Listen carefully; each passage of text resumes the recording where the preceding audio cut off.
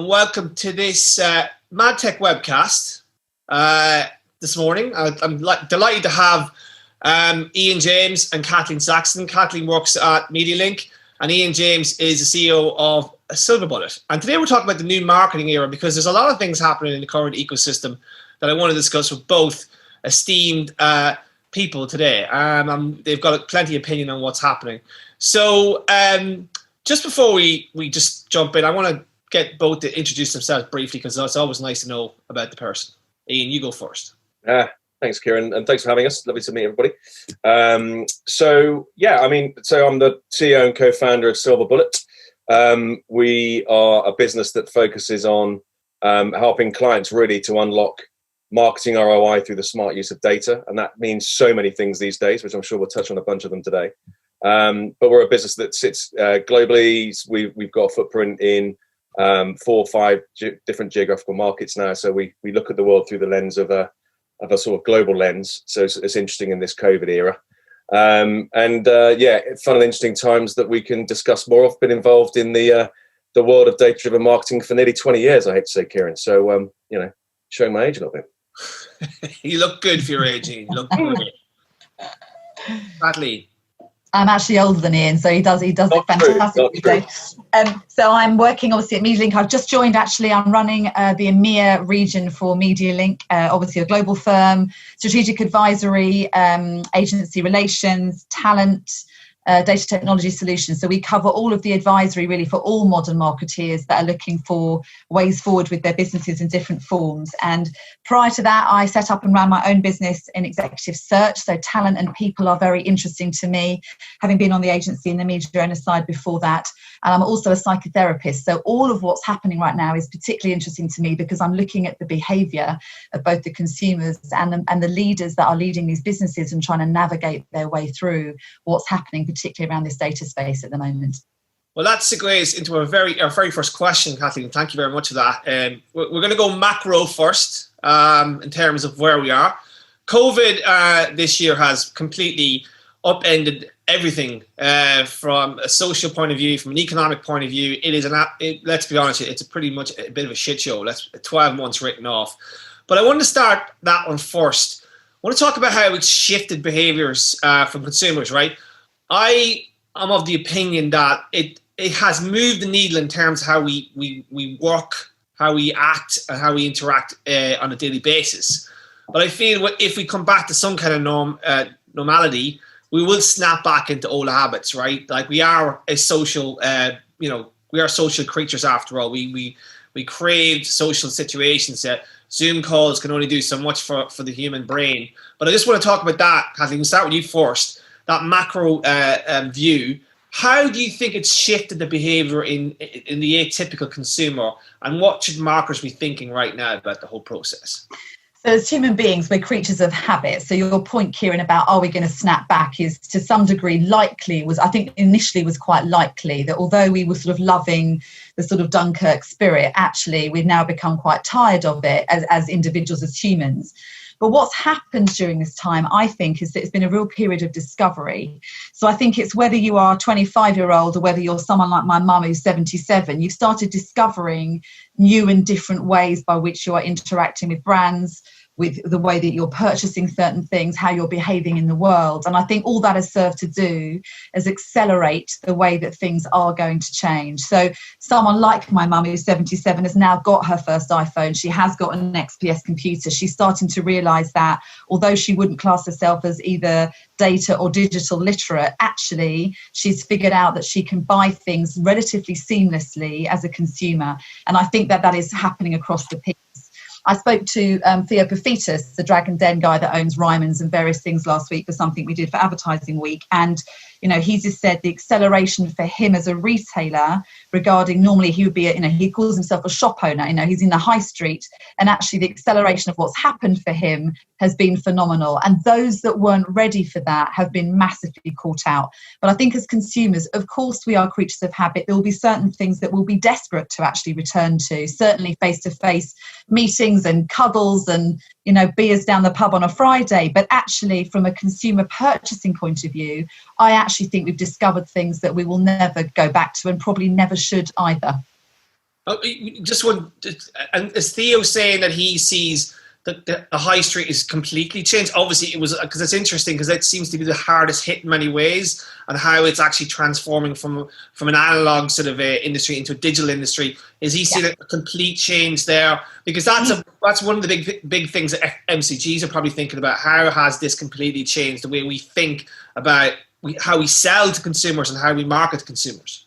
And I think we'll come on to this in a different frame with Ian's data piece, but I think it's about experiential experience. So the high street store will still be important because you still want to look and touch and discover products and things, but how you actually buy them, so the point of purchase, I think the shift of that will be very different. You may want to go and experience something, but you may rather go and buy it at home via computer, apps, whatever it may be. So I still think the high street will be important, but from a distribution point of view, it will be nowhere near as important as it has been up until now. We've discovered a different way.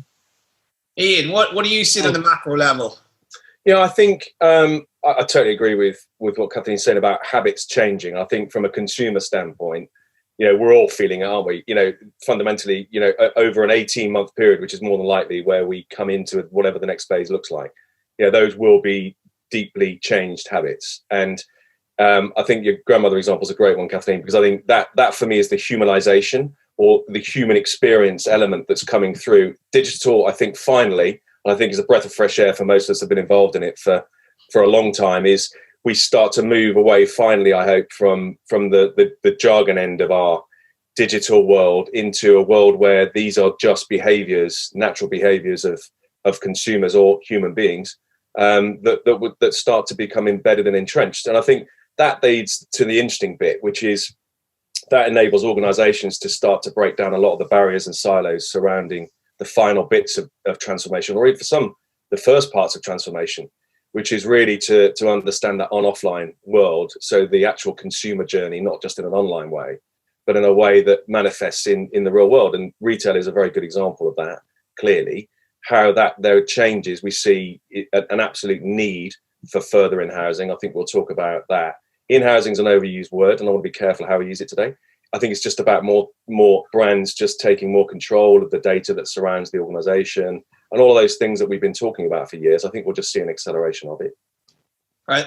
That's the macro view. Let's get into the micro, right? So if COVID was a whirlwind, I think that the landscape, the digital media marketing landscape has been rocked, and nearly destroyed by the collapse of the third-party cookie, right? So we are heading into this new cookieless world, and it's going to cause massive upheaval. So I just want to talk about that. I'll start with you first. Yeah. Talk about the demise of the third-party cookie.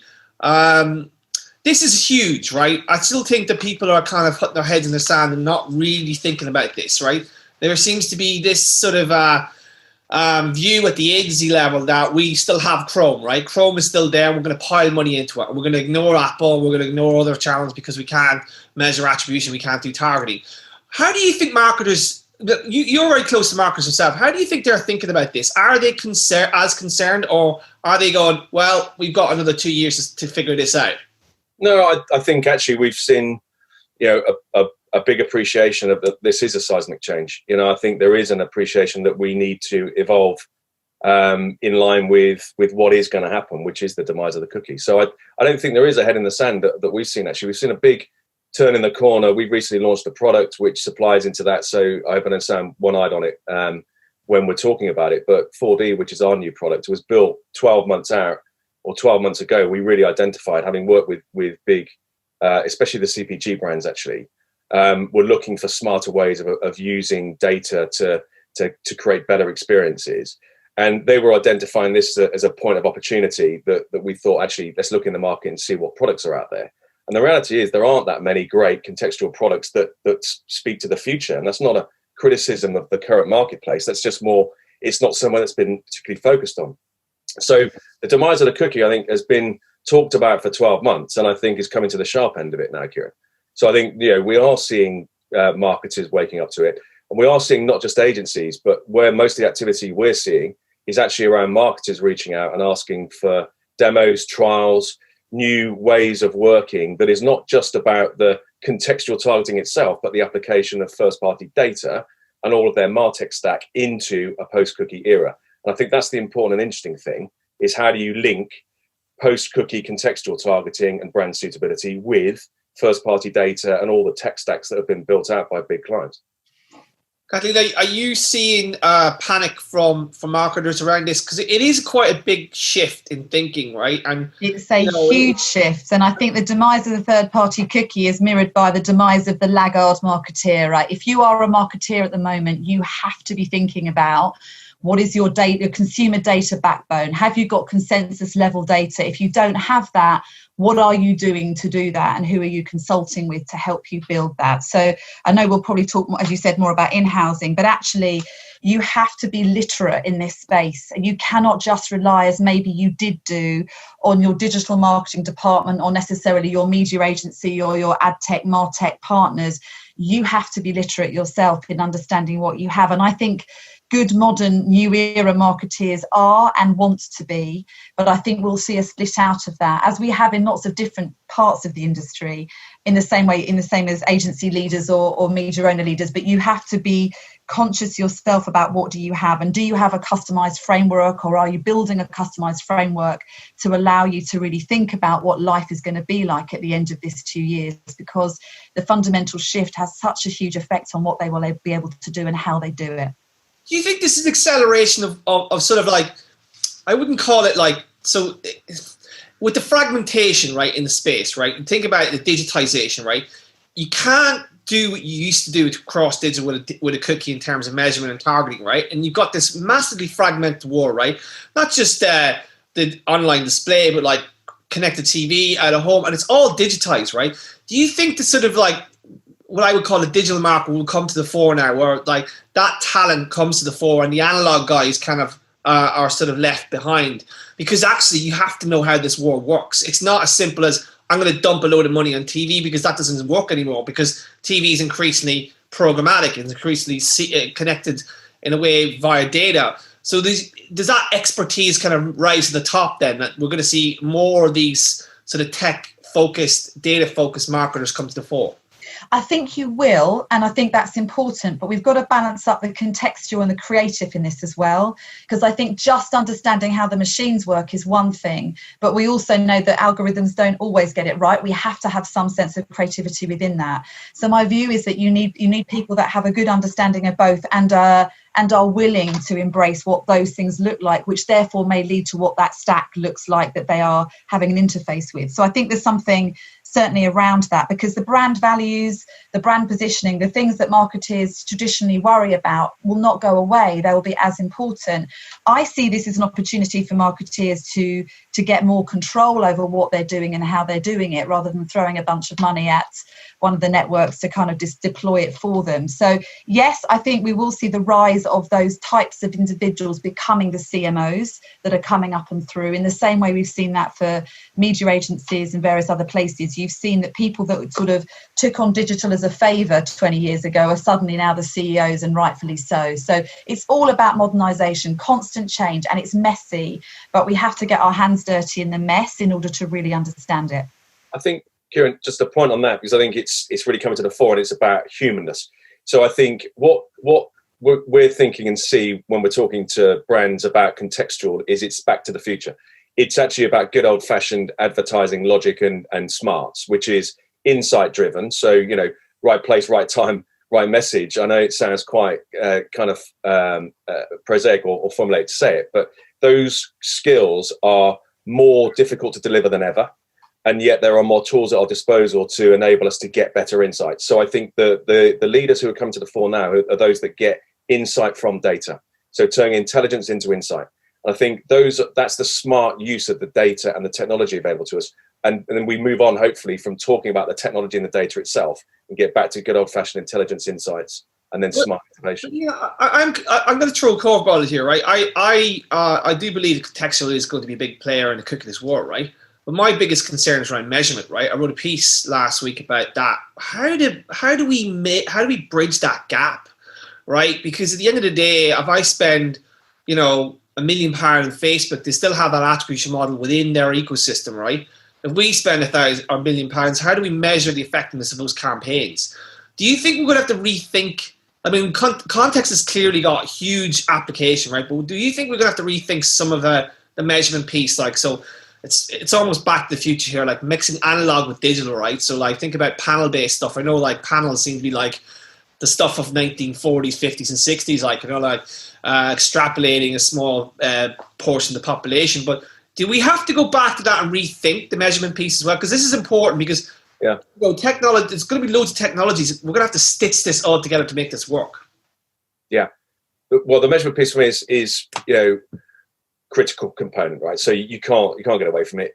We know instinctively and often from anecdotal, if like panels and to some extent, sales data, we know that there are opportunities for the open web to deliver better outcomes than Facebook and Google, for example, right? That's not just the only measure, but let's keep it simple for that regard.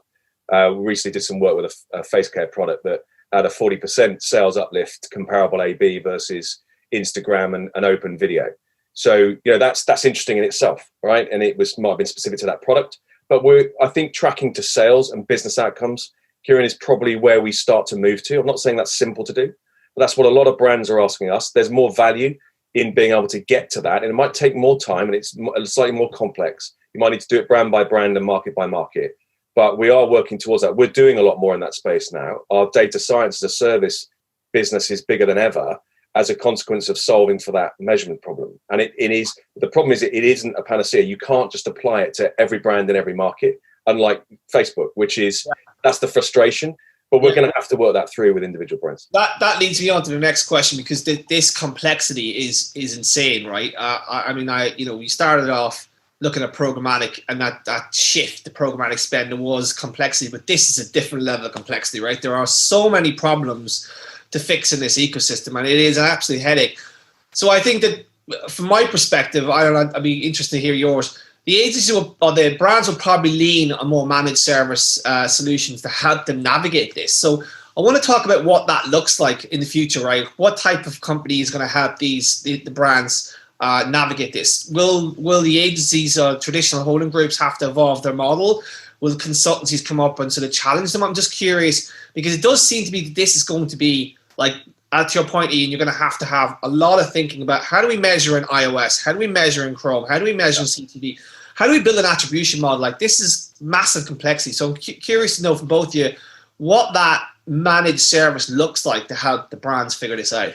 Kathleen, we'll start with you first. Yeah, I can speak to it certainly from MediaLink's viewpoint on that. So we have a great guy called Mark Wagman, who's ex-Accenture and Turn, who runs our data technology services division. And we've seen a huge increase because the clients will come to us and say, to exactly your point, I don't know whether I've got the right infrastructure now. I don't know what I'm going to need, not now, but actually in 2 to 3 years. I need to build what I think I will need by then rather than what I need now. And can you come and consult on that? And I think that the consultancies in general, whether it's Accenture or McKinsey or Deloitte or whoever, they're being asked to come in a lot and answer critical questions around, to Ian's point, actually, how much we want to be able to be selling more. We're kind of bringing it back to the ultimate aim, which is we're trying to sell stuff. So what does that look like? So I think the agencies, as in the media agencies, are having a tough time on that, because how are they seen as independent? They're being squeezed in every which way that they can. They have great insight and knowledge and are partners to these clients, but actually, do they have the fully neutral viewpoint about what's the right thing to do? So I think the clients I'm seeing it certainly at MediaLink, are coming to us to ask us, can you help us even devise what the right questions are, never mind which partners we then should go in with. And it's, our view is our job is to design that for you, not necessarily tell you which partners that you should or shouldn't go with. But I worry for the agencies that they get slightly squeezed in that discussion because they're sort of at the end of the food chain rather than being in the advisory role that they used to be in. And part of that is because I think it's difficult for agencies to invest the kind of money they need to either develop these tools themselves or to find their way as a positive neutral within that. It's very difficult for them, is my current view sitting in my MediaLink chair. Do you think they can change that narrative about how they're perceived by the clients? Because I hear there's a lot of criticism sort of criticism from consultancy groups like those big McKinseys in the role, that they go in and do the PowerPoint but actually don't do any execution. So and that's exactly true. That's exactly true. And of course I'm going to say this because I work at MediaLink, but the truth is we have the knowledge and the nous, but then we have the individuals that have actually worked in organisations, myself being one of them, where we actually have an on the ground understanding. And I think that's fusion and hybrid is what people need. And I'm sure even for someone like Ian at Silverbullet, having worked client side and then agency side and now understanding it, it is that hybrid understanding that I'm finding clients are wanting more and more, because you have credibility in really understanding the sharp end of what we're trying to tackle. Yeah, I mean, I couldn't agree more. I think the challenges, complexity, as you've quite rightly said, Ciaran, the reality I think as well is that, you know, the idea of a network or a holding company, actually, rather than a network, a holding company is a kind of one size fits all model, and that's not it. So I'm not a basher of the networks and all the holding companies at all. I think they've got a massive role to play in the future, but I am a massive believer in the rise of the independents. So I think independent companies are coming to the fore. I guess typified by S4 Capital is probably the most famous and well spoken for. You know, it's just a great example of a rise of a new breed, and Silverbullet's part of that whole rise of the independents as well. I think we're seeing clients be more choiceful about specific tasks requiring specific skill sets, and sometimes that is in the plumbing layer. Plumbing being the helping me to change the MarTech stack that I'm using as a global client. That's a massive issue. Putting in the foundation layers, that's definitely something that is a task for a very specific type of company. You know, it's not actually a task that's particularly well catered for by an Accenture Interactive. They cater much more for the bigger transformation story that the more tactical consultants can't do. So, you know, it's going to be a bit of a bun fight in terms of who fits what task for each client. But I think what is consistent across it is that it will be more independent companies coming into the limelight instead of being, you know, a one size fits all holding company solution. So you think the independents have a role to play in? I guess you look at it, you've got so many issues, like, so the shift to e-commerce, like, you know, we need to be on Amazon, we need to be on Shopify. How do we sort of optimize that? The agencies have typically not been very good at that, although they've built out specific business models around that. But there are lots of problems that need to be fixed that independents could actually come in and actually do the job as well. But Ciaran, an example will be someone like Flywheel, you know, again, owned by my holding company, Essential. Flywheel and what they're doing with Amazon for clients is terrifyingly amazing. And my agency friends on the holding codes, and again, like Ian, I'm a big fan of them. And I think they're, you know, look at what they've done with Epsilon and Merkle and Axim. They're trying everything they can. But actually, with someone like a Flywheel, you know, my agency friends are terrified of that they will come and take their clients' business because of the specialism of what they do and how well they do it. Again, they've invested heavily in that. So much of this is also about where are you investing your money for the future, whichever part of the ecosystem you're sitting in. Yeah, very good.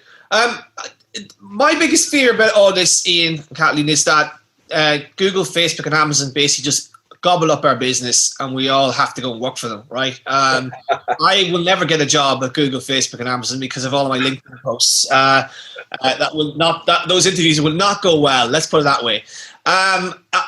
Do you think that they're in a position to kind of hoover up a lot of the spend, or do you think it's not as straightforward in terms of what's going to happen next? Because obviously they're just as constricted on the open web by the death of the ID, but Google obviously has its own ecosystem, Facebook has its own ecosystem, and Amazon.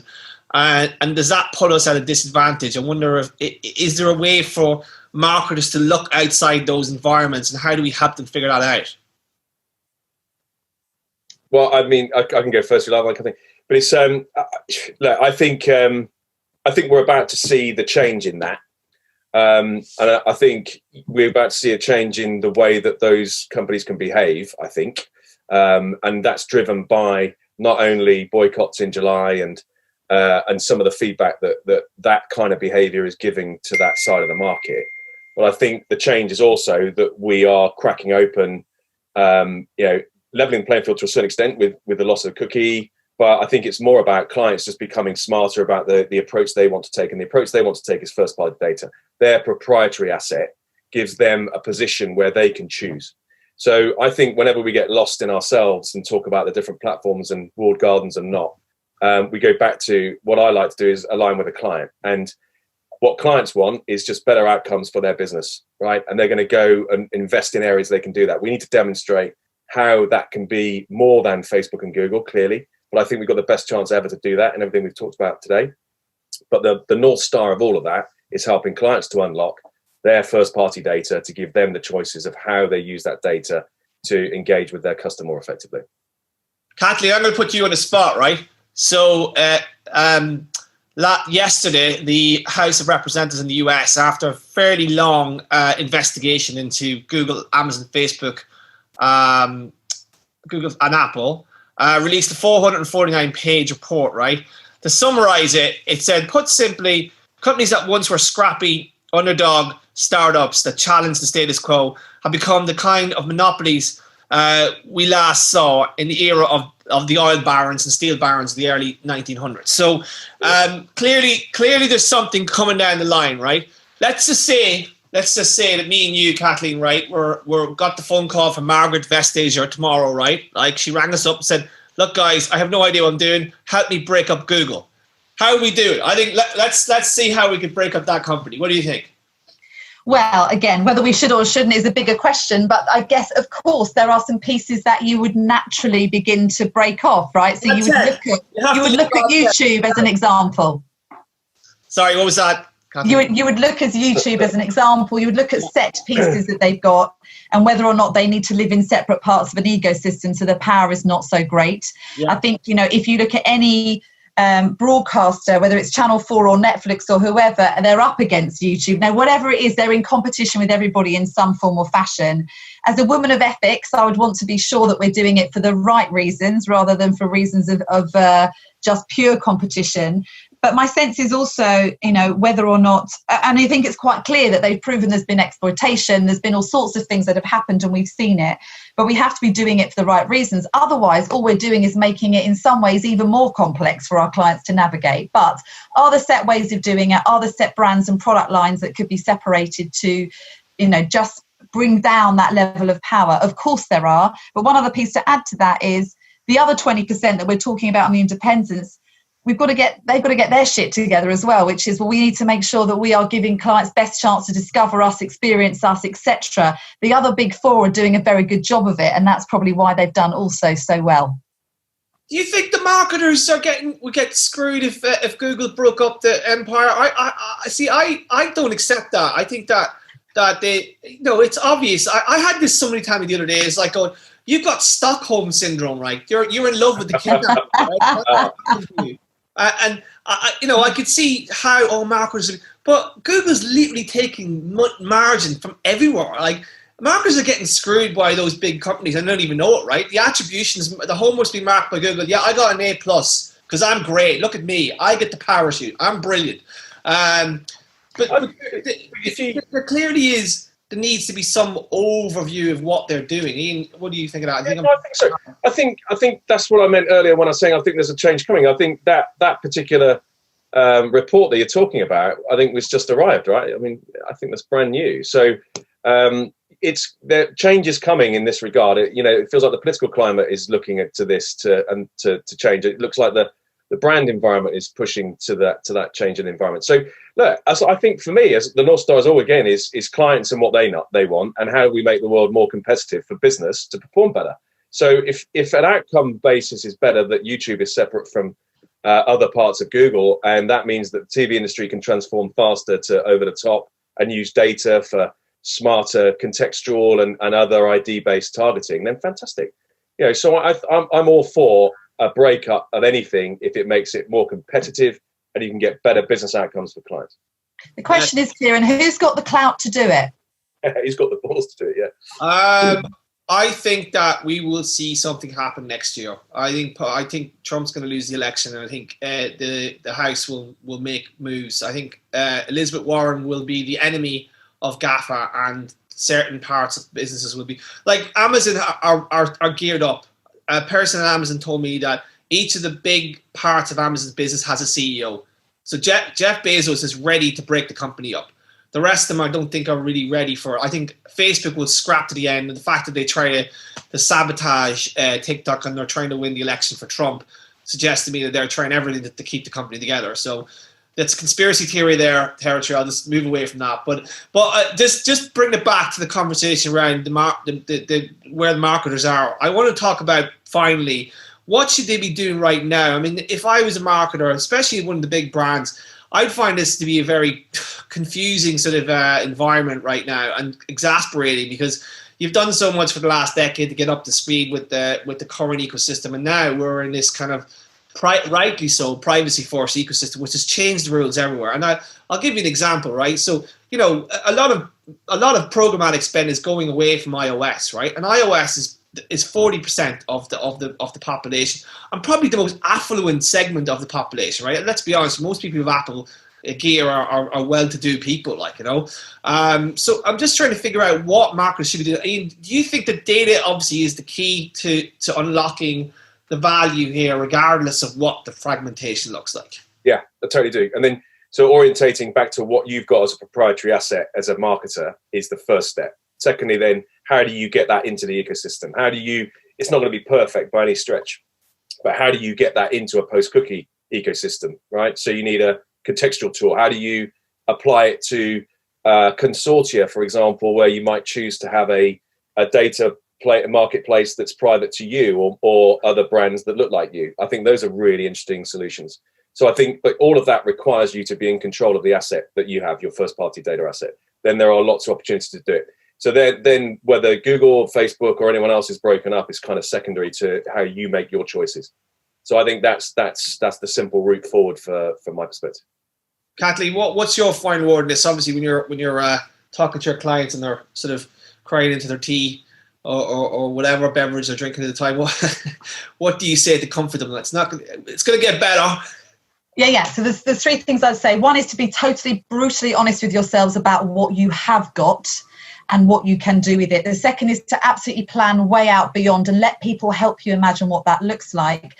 But then the third piece is critically short term. You know, what can you do right now? What can you do for short-term revenues? What can you do about ROI right now? There's some low-hanging fruit that you can still be working with. It's not just about it's all blue sky. You've got to be still running a business while you're thinking about what the future looks like. But have the courage to be honest about what you do and don't have, and have the courage to ask outside of your business to get people to help guide you as to what it is that you might need. Nothing is perfect. That's the other thing to hang on to. It's not going to be perfect. It is going to be messy, but embrace that rather than have the fear of not doing anything or rush into copying what someone else is doing that may be completely wrong for your company.